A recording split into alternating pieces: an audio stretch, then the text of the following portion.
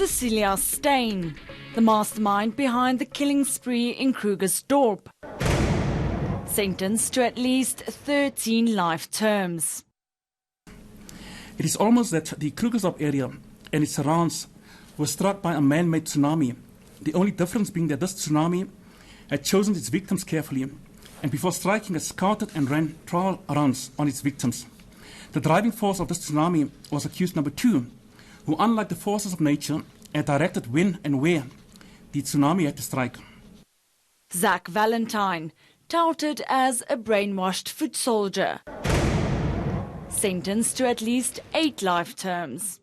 An elaborate plan was put in place to obtain more money, resulting in accused 1 faking his death. Accused 1 had made accused 2 the beneficiary of his life policy for 3.57 million. Marcel Steyn, a young but active participant in the murders, sentenced to at least 7 life terms. Her continued participation in the operations of the enterprise must be viewed in a serious light. She was no longer an innocent, immature youth anymore, but an 18-year-old who was seasoned in crime. These 3 formed part of a group that brutally murdered 11 people. First out of revenge and later for money. The wife of the 10th victim, Kevin McAlpine, was pregnant at the time of his murder. I feel like that's something I deal with every day, that it was, people that decided to take him from us, which is difficult as well. But I'm glad that today they have to sit for the rest of their lives and think about what they did. And I'm glad that the judge mentioned a lot of what we said, how it affected us. I was very happy with that. Marcel's mother Marinda and brother Leroux are already serving time for the same crimes. But the stepmother of the 21-year-old isn't happy with his sentence.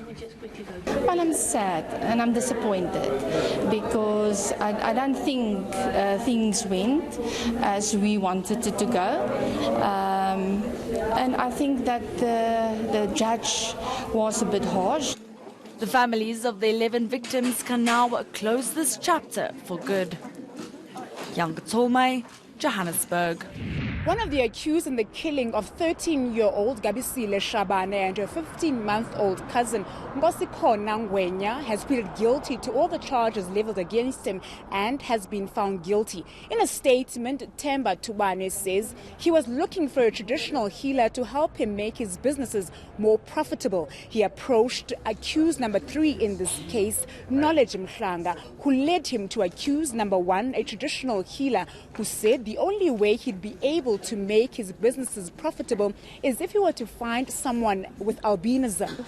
Tubane told the court that accused number 1 led them to the home of Gabisile, where they held several family members up with an axe before fleeing off with Gabisile and the baby. He says when he left, Gabisile was still alive, but he knew that she would be killed for Muti. The family says it's pleased that the matter is finally before the court. Lokulinda yazi iwona okusilimazayo, so njengoba sizile le trial iqala sizizwe sijabulile, even though laba abanye baliphikile leqala bangalivumanga, kubhlungu kithi because kusikhombisa ukuthi lokho abasizwe lobhlungu abasizwe bona ababoni iphutha bona kiko lokho lento kusho ukuthi bayenze ngenhloso. Several civil rights groups showed up outside the court in support of the family, as well as other traditional healers who were saying not in our name. Tubane will be back in court tomorrow for arguments in his sentencing, while the other 3's case has been postponed to May next year. Zikhona Shona in Middelburg. It was supposed to be a golden goose, but it's turned out to be one of Sasol's biggest and most expensive headaches. The company's chemical project in Lake Charles, Louisiana in the US has experienced some serious glitches. It was initially set to cost $6 billion. Sasol now has to cough up almost $13 billion. The company's decided to hold back its latest financial results amid construction setbacks, causing panic in the market. Last week alone, its share price fell by 16%. There's been a big cost overrun which surprised the market.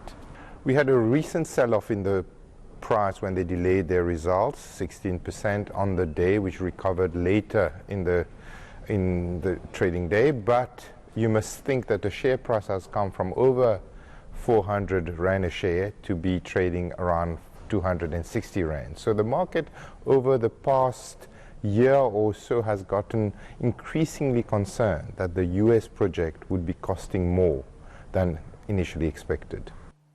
But where to from here for Sasol? Well, shareholders might have to pay the price for its mistakes. The funders of Sasol are obviously concerned by the debt level that is rising on the balance sheet. That is not yet over the limit that they can borrow, which is 3 times debt to their earnings that they have, but it is possible that Sasol will have to slash its dividend in order to conserve cash in the company.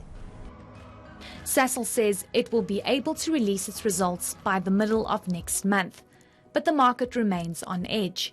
Hijacking, Johannesburg. 35-year-old Lebo Sitereng is battling to make ends meet. This single mother says the increase in public transport costs and rising electricity prices are making life difficult, and she's now forced to buy only the bare necessities. Say I get paid and I've budgeted 1,000 Rand for my groceries.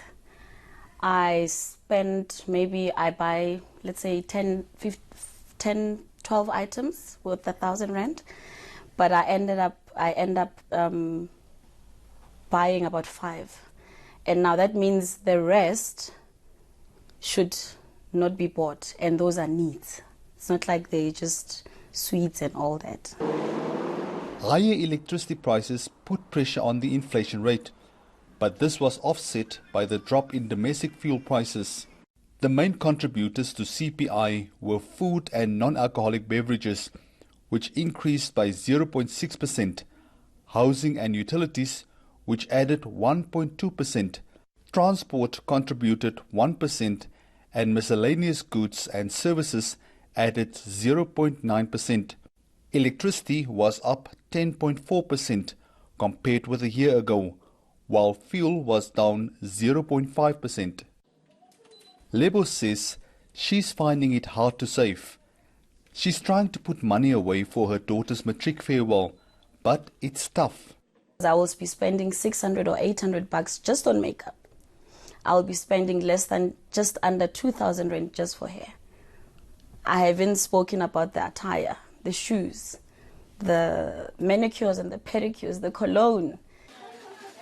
The CPI drop brings inflation to its lowest level in 7 months. But could this mean some relief in the form of an interest rate cut? The Reserve Bank will make that decision next month. John Bailey, Pretoria. Scared to drive home at night? Or even to drive at all? It's not just the number of hijackings that's alarming, it's the violence that goes with it.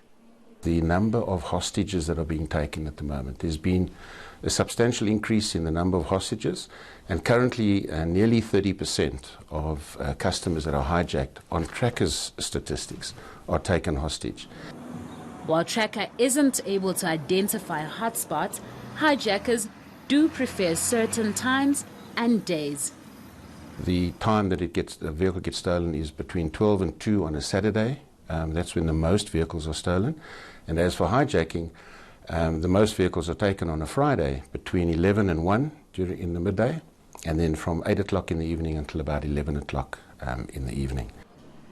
Tracker says it's mostly SUVs that are targeted, which is why some owners are upgrading their cars, literally turning them into armored vehicles. If he shoots, a couple of things happen. As the bullet impacts the glass comes flying back. Pieces of razor-sharp glass come flying back at him. So generally, he's going to have damage. Unless he's wearing eye protection, the assailant is going to be bleeding. Amamex says it's seen an increase in demand. It doesn't come cheap though, so it's mostly business people who can pay for this kind of security. For those who can't afford such a service, Tracker's advice is to inform someone you trust of where you are before you start driving. Nobile Madlala, Johannesburg. See the barriers.